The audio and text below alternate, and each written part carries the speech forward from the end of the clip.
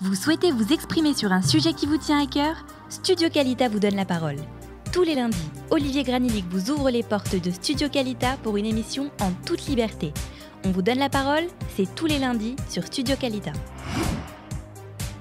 Bonjour à tous et bonjour à toutes, heureux de vous retrouver sur Studio Qualita pour On vous donne la parole, là, l'émission qui vous donne justement la parole en toute liberté, les sujets qui vous tiennent à cœur, que ce soit l'économie, que ce soit la politique israélienne, que ce soit l'intégration en Israël ou tout autre sujet qui vous tient à cœur. Nous sommes là pour vous écouter, pour vous entendre réagir et pour que vous donniez votre avis sur ces sujets qui sont très importants. Une émission qui, je vous rappelle, se fait donc avec des auditeurs. Et pour cela, si vous avez des choses à nous dire, il suffit de nous appeler sur notre boîte vocale au 050 430 80 20, 050 430 80 20, nous laisser un petit message avec votre nom, votre numéro de téléphone et nous vous rappelons pour participer à cette émission. Nous commençons tout de suite avec nos auditeurs de ce matin. Et le premier, c'est un auditeur qu'on connaît bien, que ce soit sur les ondes de Studio Qualita ou sur les réseaux sociaux et puis aussi sur les différents médias francophones en Israël. Nous sommes en ligne avec Jacques Benilouche. Boker Tov, bonjour Jacques. Boker Tov et bonjour à vos auditeurs. Merci d'être avec nous. Alors on vous connaît, comme je l'ai dit, parce que vous intervenez de temps en temps sur différents médias francophones. Un petit mot sur vous, Jacques. Ça fait longtemps que vous êtes en Israël d'abord ? J'ai fait mon alia définitive en 2007, oui. Novembre. D'ailleurs, je vais fêter mes 10 ans officiellement en novembre. Mais en fait, j'étais en Israël depuis 2003 de manière presque permanente. Voilà, et depuis, donc, je me suis reconverti. J'ai repris mon métier du début. Mon métier du début, j'ai commencé par être journaliste à l'Information d'Israël. C'est un journal que les gens de moins de 20 ans n'ont pas connu, comme on dit. Et puis après, j'ai viré vers un travail dans l'informatique. J'ai créé ma propre société, mon propre groupe. Et j'ai été pendant une dizaine d'années le représentant, l'importateur exclusif de matériel high-tech israélien, entre autres Elbit et IIS, voilà. Et donc en revenant en Israël, j'ai repris mon métier du départ, qui est le journalisme. Donc voilà. un militant pour Israël de tous les temps, enfin depuis très longtemps. Jacques, de quoi vous voulez nous parler ce matin? Vous voulez, je crois, parler de la politique économique de Benjamin Netanyahu. Parce que si je voulais résumer la situation économique en Israël, je dirais que le pays est riche, comme je l'ai écrit dans un article, mais que la population est pauvre dans sa majorité. Alors, c'est ce qui explique que l'économie d'Israël est pleine de contrastes. Vous savez, on parle beaucoup d'une nation high-tech en pleine expansion, c'est vrai, mais il faut savoir que ça ne correspond qu'à 10% de la population. Les 90 autres pourcents, ce sont des emplois classiques dans tous les métiers, dans les supermarchés, dans l'industrie, etc. Alors, ce qu'il y a, c'est quand on parle d'Israël, on a toujours les entreprises de haute technologie qui détournent l'attention sur les réalités des autres Israéliens. Et c'est ce que je souhaiterais dire aujourd'hui, c'est de dire que toutes les villes du pays ne sont pas logées à la même enseigne. J'avais un lecteur qui m'avait fait une remarque en disant « Mais je ne comprends pas, vous parlez de crise, et pourtant quand je suis sur Ayalon, quand je suis sur l'autoroute, c'est bondé de monde. Quand je suis à Tel Aviv, j'ai du mal à trouver une place de restaurant. Oui, mais ça, c'est une bulle. Ça, c'est seulement la région de Tel Aviv. Il faut savoir que lorsqu'il y a eu la crise, la guerre de 73, après cette guerre, il y a eu une crise. Oui. Et il y a certaines villes qui ne se sont jamais relevées. Alors, enfin maintenant, le gouvernement a compris, il y a quelques années, qu'il fallait essayer de diminuer les disparités entre villes. Et pour relancer le Sud, il a créé une nouvelle ville qui s'appelle Ir Habay Hadim, c'est-à-dire la ville des bases. Oui. Et c'est une ville où on a créé un immense pentagone, où toutes les bases de la région de Tel Aviv, les bases militaires, vont se transférer là-bas, et même l'état-major. Et même, je qu'on pourrait dire, la prestigieuse unité 8200 Shmone-Matayim, qui est l'unité des renseignements de l'armée et qui contient à peu près 10 000 militaires de haut niveau. Donc alors, vous dites que la disparité entre les populations est très grande. Et est-ce que vous pensez que la responsabilité du gouvernement est engagée dans cet état de fait ? Absolument. Alors, c'est bien sûr que c'est la responsabilité du gouvernement parce que il n'a pas procéder à certaines réformes. C'est vrai que l'économie est très importante, parce qu'on sait qu'en 1984, on avait une dette qui est culminée à 300% du PIB et une inflation que j'ai connue, qui était à 450% par an. Bien sûr. Alors, effectivement, aujourd'hui, on a une croissance moyenne de 4%, et une réduction du chômage à 4,3%, c'est le minimum incompressible. Mais on sait aussi que la dette publique est tombée à 62% alors qu'elle était à 300%. Et si on veut comparer à la France, la dette publique est de 62% en Israël et 98,9% de la France. C'est-à-dire que la situation sur le plan économique est bonne. Mais le gouvernement n'utilise pas l'argent comme il aurait dû le faire et comme il doit le faire. Entre autres, il faut savoir que nous avons en 2017 un budget en excédent de 10 milliards de shekels, c'est-à-dire 2,5 milliards d'euros. C'est-à-dire, pour expliquer à nos auditeurs, c'est qu'on a collecté plus d'impôts que prévu et cet argent est dans les caisses de l'État. Voilà, alors qu'est-ce qu'on va en faire? Et c'est là où est le problème, c'est qu'est-ce qu'on va en faire? Il y a ceux qui disent qu'il faut réduire l'impôt sur le revenu. Mais l'impôt sur le revenu, il va bénéficier qu'aux salariés les mieux payés. On va augmenter, alors évidemment, on va permettre aux investisseurs de payer moins d'impôts. C'est encore les plus riches qui en profitent. Or, il faut savoir qu'il y a des gros problèmes dans la moyenne de la population. Les prix ont nettement augmenté. Quand vous allez vous rendez compte, vous allez à Paris, dans n'importe quel quartier, vous apercevez que le prix dans les supermarchés est à 20% inférieur en Israël. C'est pas normal. Or, qu'est-ce que le gouvernement ne fait pas? C'est qu'il ne favorise pas une aide, je dirais, aux éléments moyens de la population. Un détail, une mesure qu'il pourrait prendre. Vous savez qu'en France, il y a 2 taux de TVA. La TVA pour les produits alimentaires, qui est très basse, et la TVA pour les produits normaux. En Israël, on n'a qu'un seul taux de TVA, 17%. Si on passait la TVA sur les produits alimentaires à 7% au lieu de 17%, on fait baisser les prix de 10%. Alors pour quelqu'un qui gagne 5 000 shekels par mois, c'est un gain pour lui de 500 shekels. C'est très important pour des familles. Alors, or, effectivement, le gouvernement ne veut pas baisser cette TVA. Pourquoi? Parce que la TVA lui fait rentrer de l'argent dans les caisses. Alors, et ça, c'est un moyen. C'est un moyen. Vous avez un deuxième. Allez-y. Vous avez un deuxième cas où le gouvernement n'agit pas, c'est dans les prix des loyers, ce sont dans les prix du logement. Le logement est très élevé, il est 30-40% moins cher, plus cher qu'en France, et alors on s'étonne ensuite qu'on ait des gens qui puissent pas faire leur alia. Ils vendent leur appartement en France et ils ne peuvent pas acheter le même appartement ou même plus petit en Israël. Et ça, c'est parce qu'il y a eu des promesses politiques. On a élu Moshe Kahlon et il avait fait des promesses énormes. Il a dit, nous avons de terres domaniales, eh bien ces terres domaniales, je vais les mettre à la disposition des kablanim, des promoteurs qui vont construire des appartements sociaux. Et quand on sait que le prix du logement correspond à 30%, c'est le prix du terrain, c'est-à-dire qu'on peut baisser, en offrant ces terrains gratuitement à des promoteurs, on baisse le prix de l'appartement de 30%. Or aujourd'hui, les jeunes couples, même les immigrants, les nouveaux immigrants, ont du mal à acquérir un bien immobilier.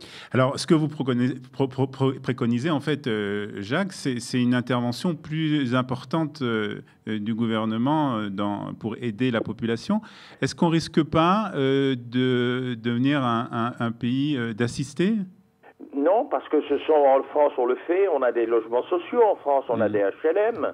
C'est pas, alors effectivement, on peut dire que c'est un pays d'assistés, mais j'estime qu'il faut avoir ce type de deux types de logements, par exemple. On doit avoir deux types de logements, des logements privés, comme on l'avait en 70. Moi, j'ai fait 2 ans, j'ai passé 2 ans en 70 en Israël, en mission. Eh bien, les gens, les immigrants qui venaient en Israël en 70 recevaient immédiatement un appartement. Dès qu'ils posaient le pied en Israël, ils avaient un petit appartement de ce qu'on appelait Amidar, c'est-à-dire les logements sociaux, mais c'était largement suffisant pour démarrer. Alors, si après pas satisfait de votre appartement à Bat-Yam, à Khoulon ou bien éventuellement à Netanya, rien ne vous empêche, avec vos moyens, d'aller acheter à Tel Aviv et à Herzliya. Mais vous avez un moyen d'habiter. Donc, on est forcé. Aujourd'hui, je ne sais pas comment les jeunes couples en Israël peuvent s'acheter un appartement. Oui, c'est très difficile pour eux.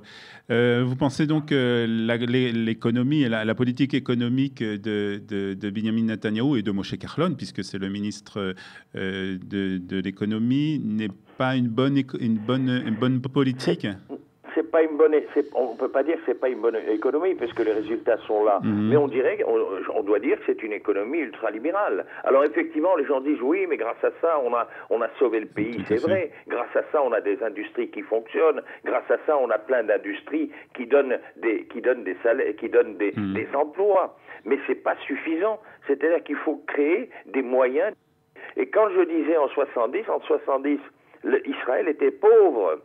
Alors, si en 70, Israël était capable de donner un appartement à chaque immigrant qui venait en Israël, je ne vois pas pourquoi aujourd'hui on ne peut pas faire la même chose alors qu'on est ultra riche. Il faut simplement organiser un petit peu mieux la répartition des revenus, la répartition des bénéfices et la répartition, vous savez, les dépenses pour... J'aime pas trop donner les chiffres, mais quand il y avait les travaillistes qui étaient au pouvoir, les dépenses publiques étaient de 80%, c'est-à-dire les dépenses qui aident un petit peu toute la classe sociale. Eh bien aujourd'hui, elle est à 40%, c'est-à-dire qu'on aide moins. C'est Benjamin Netanyahou d'ailleurs qui a fait toutes ces réformes, il faut le rappeler. Oui, il a réussi. La preuve, regardez l'économie dans laquelle on est. Mais il n'y a que 10%, il faut savoir que 90% des emplois ne sont pas dans le high-tech.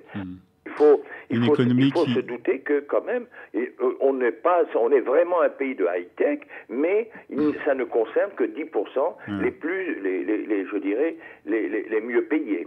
Je crois que Jacques, vous avez été très clair. En tout cas, vous nous avez fait partager votre opinion sur la situation économique israélienne. Merci beaucoup, Jacques, d'être intervenu ce matin. Jacques Benilouche, donc, qui nous parlait ce matin de la situation économique israélienne, avec bien entendu ces disparités, avec d'un côté ces personnes qui sont très très riches et qui profitent donc de cette richesse, et puis de l'autre côté une population pauvre qui a du mal à vivre au jour le jour, à acquérir très souvent un appartement pour les plus jeunes. Et Jacques préconise donc une meilleure répartition du trésor public, puisque, comme Jacques l'a précisé tout à l'heure, les caisses de l'État sont aujourd'hui très riches, puisque grâce à certaines sociétés qui ont été vendues en Israël, des sociétés de high-tech en particulier, cela a rempli les caisses de l'État. Je pense que nous avons un autre auditeur en ligne. Il s'agit de Michel Goldfinger. Bonjour Michel. Bonjour. Michel, merci d'être avec nous. Vous allez, on va dire quelques mots sur vous. Vous habitez à Petah Tikva ?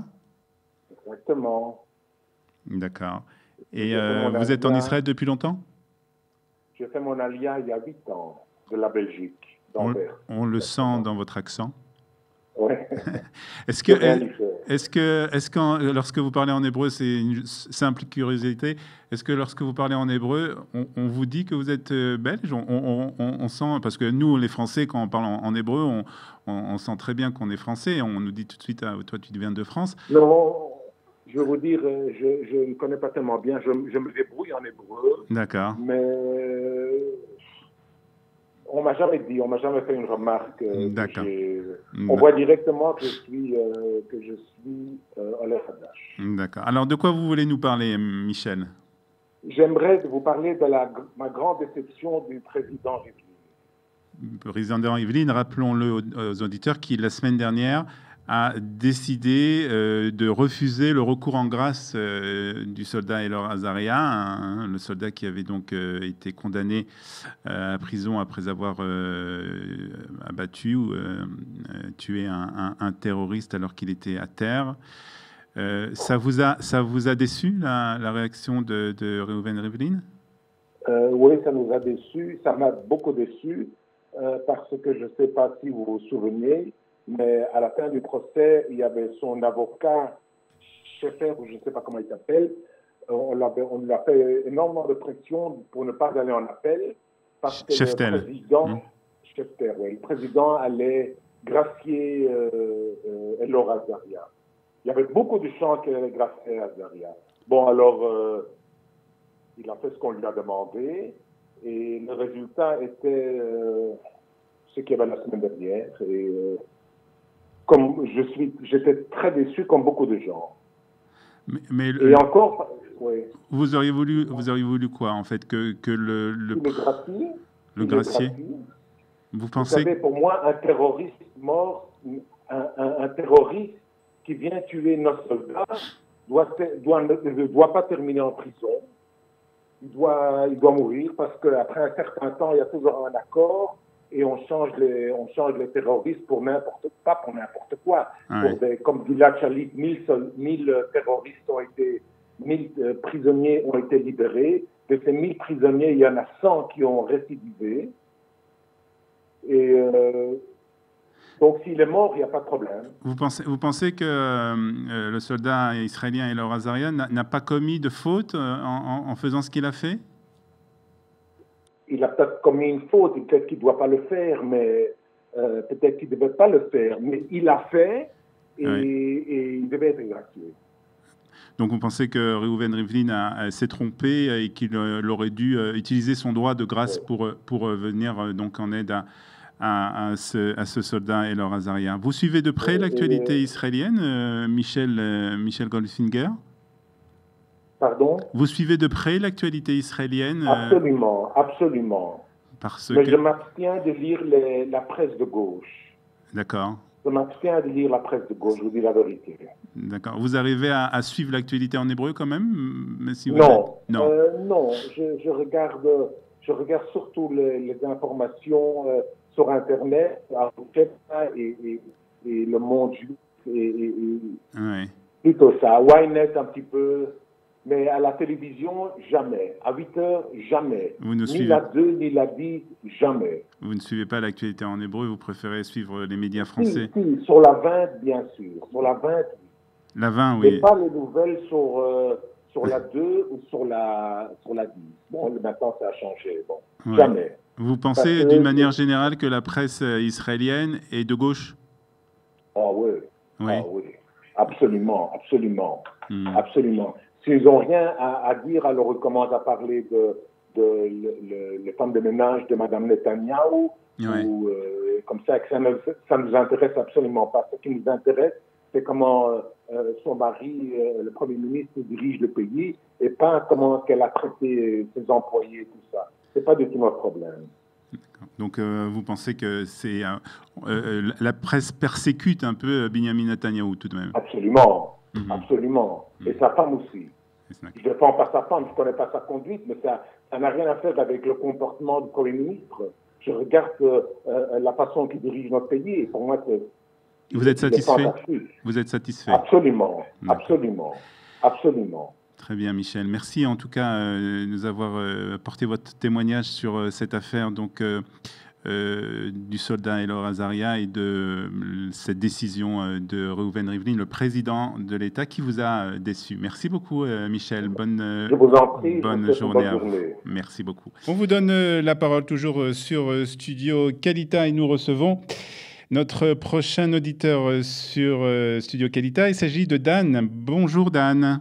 Boker Tov. Oui, bonjour. Boker Tov. Dan, vous êtes de Natania? C'est ça, exactement. D'accord. Exactement. Et vous voulez nous parler justement de quelque chose de Natania, un peu de cette ville et un peu de ce qui se passe, des choses qui se passent dans la ville de Natania. Tout à fait. allez-y. Tout à fait. On vous écoute. En fait, moi, j'aimerais parler de ces héros du quotidien. Ce sont des gens qui sont ni spécialement musclés, ni spécialement connus, et pourtant qui font des choses extraordinaires. J'habite, comme vous l'avez dit, à Netanya. Oui. Donc c'est une ville qui est très connue des francophones. Et là-bas, il y a un personnage très très particulier. On va dire qu'elle est mi-mendiante, mi-donneuse de bénédictions. Oui. Elle aborde les gens sans politesse, sans ménagement. Elle leur explique qu'elle a de gros problèmes de santé, de logement, etc., qu'elle doit régler toujours de toute urgence. Déjà, là, je suis certain que ceux qui connaissent un petit peu Netanya savent déjà Ils la reconnaissent déjà. Je veux parler. Voilà. En fait, elle est très connue. Hein. On peut dire qu'elle fait partie des murs. Si j'ajoute maintenant qu'elle arrose avec sa bouteille d'eau les gens et les rues pour les bénir, et qu'avant d'avoir fait Tchouva, elle avait un surnom d'un personnage de dessin animé. Aujourd'hui, elle se fait appeler Denise. Je pense qu'il n'y a plus de doute possible pour ceux qui connaissent un peu Netanya. Oui. Alors pourquoi Denise avant Oui. Oui. Allez-y, continuez. Avant de devenir religieuse, elle avait fait pas mal d'erreurs dans sa vie. Elle n'a pas eu une vie, elle n'a pas été gâtée. Moi, je connais un petit peu son passé et personnellement, je la juge pas. D'ailleurs, j'aime pas les gens qui la jugent parce que on fait toujours des bêtises dans le passé et puis bon, on évolue avec la vie. Donc voilà, elle arpente un petit peu avec sa bouteille d'eau, les rues de Netanya, et puis elle traîne son chariot, etc. Et contre une petite pièce, elle fait toujours des bénédictions. Voilà, elle nous parle un petit peu de choses. Maintenant, il y a une chose que très très peu de gens savent concernant Denise. Et moi, c'est une chose que je trouve absolument extraordinaire. Il lui arrive, vous savez, c'est difficile, hein, elle récolte comme on peut l'imaginer, c'est très difficile de récolter de l'argent bien sûr. Dans ces conditions-là. Oui, bien sûr. Et il lui arrive de prendre quelques pièces qu'elle a récoltées avec tellement de difficultés et de les donner en toute discrétion à d'autres pauvres. Et moi, je pense que pour faire une chose pareille, dans ces conditions, il faut une très grande âme. C'est pour ça que vous pensez que c'est une héros du quotidien, comme vous nous l'avez dit au début ? Exactement. Exactement. C'est le genre de personne à côté de qui on va passer, qu'on va même pas regarder. On va même peut-être se vexer parce qu'elle prend pas de gants. Quand elle parle aux gens, elle est toujours très très cash, très bon. Et je pense que personnellement, si les gens pouvaient voir quelle grandeur d'âme elle avait, peut-être qu'ils se bousculeraient pour une petite bénédiction de sa part. Donc voilà, moi je voulais juste dire que si vous la voyez la prochaine fois, si elle vous aborde sans ménagement, hein, donnez-lui une petite pièce, parlez-lui un petit peu de la situation économique, parlez un petit peu avec elle, et puis pas comme on parle à quelqu'un, vous savez, comme on parle à un clochard, quelqu'un entre guillemets, parlez-lui comme à quelqu'un qui a une grande valeur. Voilà. Vous pensez que souvent les gens dans la rue ont une petite réticence à l'encontre de ces personnes qui font l'aumône, qui demandent de la tzedaka? On a des fois un peu peur d'eux, je dirais, ou est-ce que vous avez ce sentiment aussi? Alors moi je vais c'est une question très intéressante. En fait, je pense qu'il y a plusieurs façons de faire la tzedaka. C'est pas simplement la pièce qu'on va donner, c'est aussi l'importance qu'on va accorder à la personne. Il y a des gens qui vont même pas regarder, qui vont prendre de haut, ça j'en parle pas. Mais il y a d'autres personnes qui vont donner la tzedaka comme une obligation. C'est-à-dire qu'ils vont prendre une pièce, ils vont la donner à la personne, et ça y est, ils ont rempli leur mission. Moi, je pense que ces gens-là souffrent énormément de solitude. Les gens qui sont dans la rue et qui souffrent de cette attention, de ce manque d'attention qu'on peut leur accorder. Et je pense que la mitzvah, elle devient elle prend une toute autre envergure. Alors, je suis pas rabbin, mais si vous voulez, j'ai eu l'occasion. Moi, j'aime bien discuter avec les gens, et j'aime bien discuter avec toutes sortes de gens, y compris les gens qui font l'aumône dans la rue. Et une chose dont j'ai pu me rendre compte personnellement, c'est que en donnant la petite pièce, il y a une attente aussi, une très grande attente d'établir un lien avec la personne qui donne. Un sourire aussi. Un sourire un sourire, exactement. Prendre en considération l'être humain qui est en face de moi. Je sais que c'est pas le cas de tout le monde, mais si une personne a l'occasion de discuter un petit peu avec un mendiant, vous allez voir qu'une des principales choses dont il souffre, en plus de la pauvreté, c'est la solitude. Je peux vous demander, qu'est-ce que vous faites comme travail, comme métier, Dan ? Oui, en fait, en Israël... Je vous demande ça parce que vous avez une grandeur d'âme assez importante. Donc, est-ce que vous exercez aussi dans votre vie quotidienne et professionnelle aussi cette grandeur d'âme ? C'est gentil déjà, mais vous savez, oui, en fait, je travaille. J'ai un double travail. Je travaille comme beaucoup de gens qui ont fait l'Aliyah en Israël. Je suis un petit peu en France, un peu en Israël. D'accord. En France, je peux pas trop parler de mon travail. Okay. Par contre, en Israël, j'ai passé un certain nombre de diplômes que j'ai repassé. Je les ai obtenus d'ailleurs en Israël. Et je travaille, quand je suis en Israël, je travaillais dans des écoles. Dans des écoles israéliennes où j'enseigne. Je suis travailler avec des enfants. Travailler avec des enfants.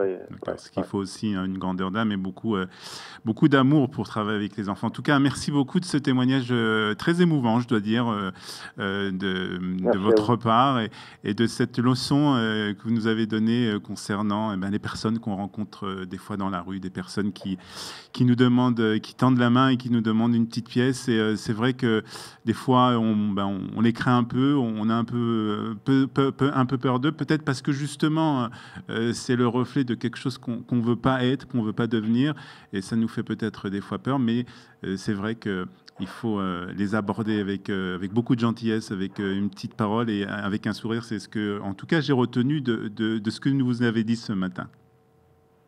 Merci. Merci, Dan. Journée. Merci. Au revoir. Bonne journée.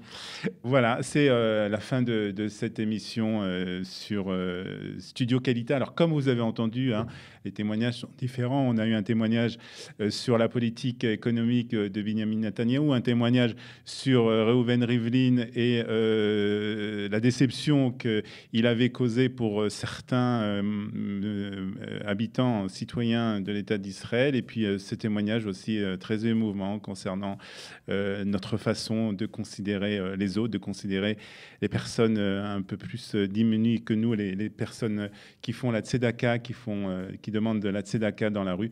Voilà, c'est des témoignages tous très intéressants. C'est sur Studio Qualita, On vous donne la parole. Vous avez vu, en toute liberté, vous pouvez vous aussi intervenir pour nous parler de ce que vous avez sur le cœur, des sujets d'actualité et puis d'autres sujets très importants dont vous voulez nous parler. Pour cela, un seul numéro, le 050 430 80 20. 050 430 80 20, la boîte vocale de Studio Qualita. Vous nous laissez un message avec votre nom, votre prénom et votre numéro de téléphone et nous vous rappellerons très rapidement. Merci à Mike pour la réalisation technique et nous vous donnons rendez-vous la semaine prochaine pour On vous donne la parole. Merci à tous et bye bye.